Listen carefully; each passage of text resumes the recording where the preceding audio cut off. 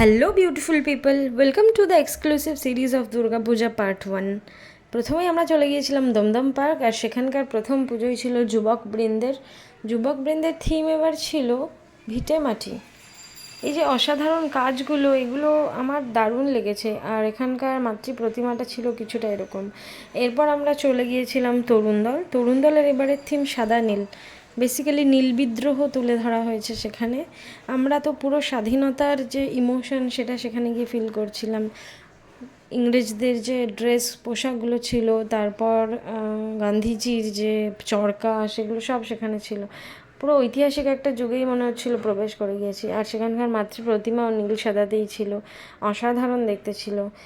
এই এরপরে আমরা চলে গিয়েছিলাম, আমাদের নেক্সট ডেস্টিনেশন ছিল ভারত চক্র যাওয়ার জন্য মোটামুটি 1-1.5 কিলোমিটার হাঁটতে হয়েছিল। হাঁটার পর পৌঁছে গেছিলাম। সেখানকার থিম ছিল উড়ান। পুরো প্যান্ডেলটা একটা হোয়াইট কালারের মধ্যে ছিল, জামদানির উপর, জামদানির ওয়ার্ক, তার হিস্ট্রি, কোথা থেকে জামদানি শাড়ির উৎপত্তি হয়েছে সেইগুলো সব সেখানে তুলে ধরা হয়েছিল।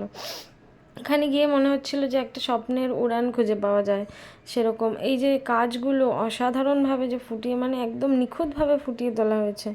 এরপর সেই মাতৃ প্রতিমা ভেতরে গিয়ে দেখলাম একটু একদম অন্যরকম।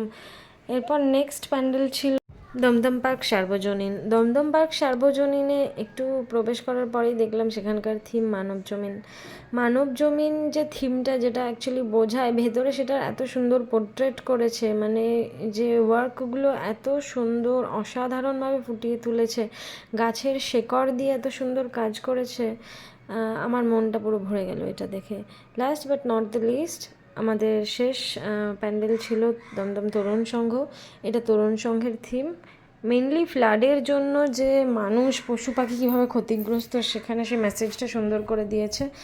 আর ক্যান ইউ ইম্যাজিন, প্যান্ডেলের মধ্যে ওয়াটারফল, এত সুন্দরভাবে সেখানে একটা ওয়াটারফল দেখিয়েছে। আমার তো দেখে মনটাই ভালো হয়ে গেল।